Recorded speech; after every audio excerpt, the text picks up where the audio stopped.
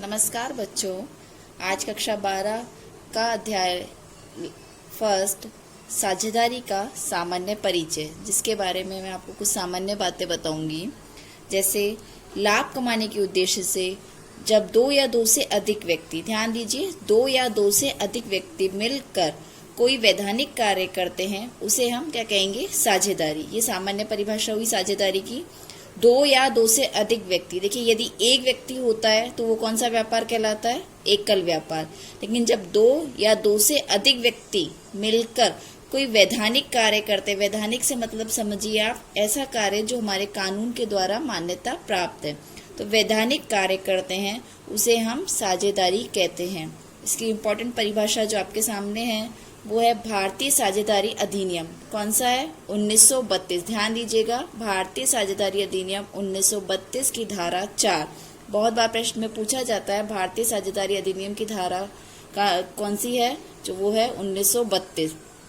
भारतीय साझेदारी अधिनियम 1932 की धारा 4 के अनुसार साझेदारी उन व्यक्तियों के मध्य पारस्परिक संबंध है जो किसी व्यवसाय से लाभों को बांटने के लिए सहमत हुए हैं। ध्यान देना है, पारस्परिक संबंध यानी आपस में संबंध हुआ है किसी से व्यवसाय के लाभों को, यानी कोई व्यवसाय कर रहे हैं और उस व्यवसाय में जो भी लाभ होता है उसे वो आपस में बांटेंगे, जिसका संचालन उन सभी के द्वारा भी हो सकता है या उन सबकी ओर से किसी एक के द्वारा भी किया जा सकता है।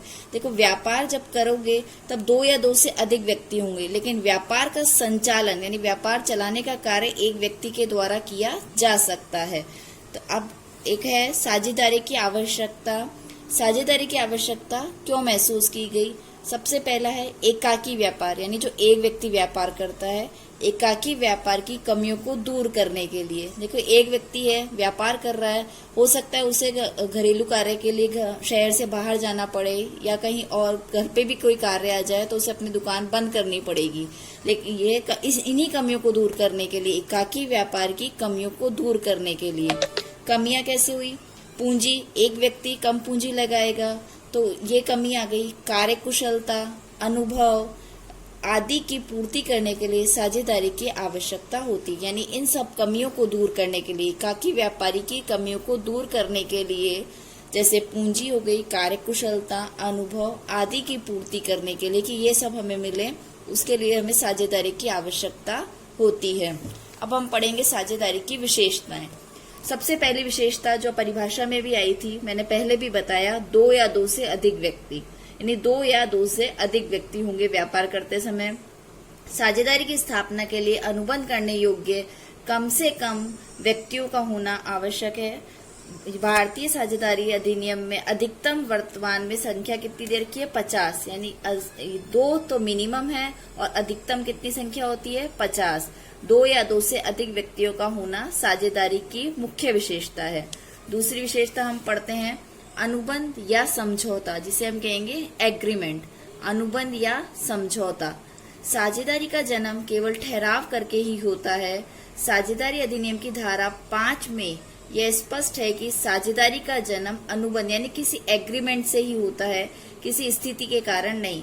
दो व्यक्ति हैं, व्यापार कर रहे हैं, जैसे मैंने आपको एग्जांपल दिया, दो व्यक्ति व्यापार कर रहे हैं। अब यदि वो लाभ बांटेंगे तो वो एक पहले ही अनुबंध बना के रखेंगे कि क्या लाभ का रेशो कितना होगा, किसे वेतन दिया जाएगा या नहीं दिया जाएगा, तो ये अनुबंध कहलाता है। यानी व्यापार की सभी शर्तें, सभी समझौते एक जगह लिखे हुए होंगे, तो ये अनुबंध या समझौता। तीसरा है व्यवसाय का होना। साझेदारी व्यवसाय का निर्माण किसी व्यवसाय को चलाने के लिए किया जाता है। किसी संपत्ति को मिलकर खरीदना तथा उसका मालिक बनना व्यवसाय नहीं कहलाएगा। जैसे आप कोई संपत्ति खरीदी आपने, लेकिन आप उसका व्यवसाय नहीं कर रहे, उस संपत्ति को व्यवसाय में काम में नहीं ली जा रही, तो वो क्या कहलाएगा? व्यवसाय नहीं कहलाएगा। फिर है लाभ का विभाजन। साझेदारी के अंतर्गत यह भी ठहराव किया जाता है कि साझेदारी में जो भी कारोबार कर रहे हैं उसमें होने वाले लाभ हानि को साझेदारों में आपस में बांटा जाएगा। मैंने पहले बताया साझेदारी के अंतर्गत जो भी ठहराव है, जैसे लाभ हुआ हमारा 10,000 का, अब साझेदारों ने निश्चय किया कि लाभ को हम बराबर बराबर बांटेंगे, तो हमने लाभ को बराबर बराबर बांट दिया। 5,000 और 5,000।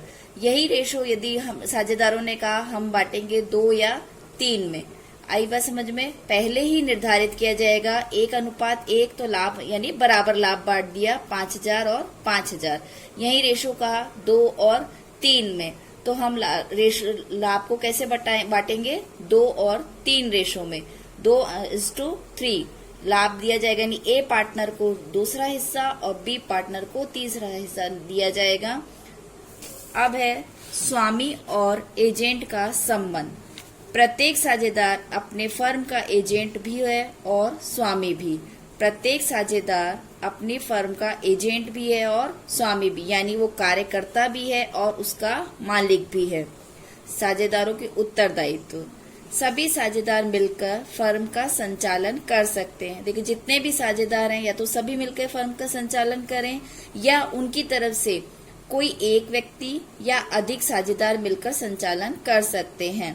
यानी कोई एक व्यक्ति पूंजी लगा ले और एक व्यक्ति रेगुलर व्यापार चलाए, ऐसा भी हो सकता है। या दो व्यक्ति साझेदारी कर रहे हैं, दोनों ही व्यक्ति व्यापार का बराबर संचालन करें, यानी दोनों ही संचालन करने में भागीदारी बने, वो क्या कहलाएगा? व्यापार का संचालन। प्रत्येक साझेदार फर्म के कार्यों के लिए सामूहिक व व्यक्तिगत रूप से उत्तरदायी होता है। असीमित दायित्व। साझेदारी में प्रत्येक साझेदार का दायित्व असीमित होता है। प्रत्येक साझेदार का दायित्व असीमित होता है, ये ध्यान दीजिएगा। साझेदारी में प्रत्येक साझेदार का दायित्व असीमित होता है। पृथक अस्तित्व नहीं है।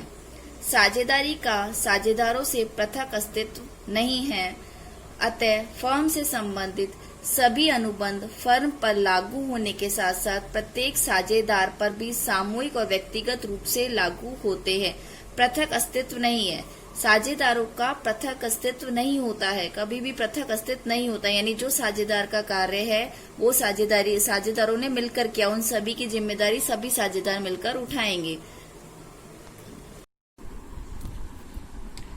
ये थी साझेदारी की विशेषताएं बच्चों। कल अब हम पढ़ेंगे साझेदारी के प्रकार। साझेदारी कितने प्रकार की होती है। धन्यवाद।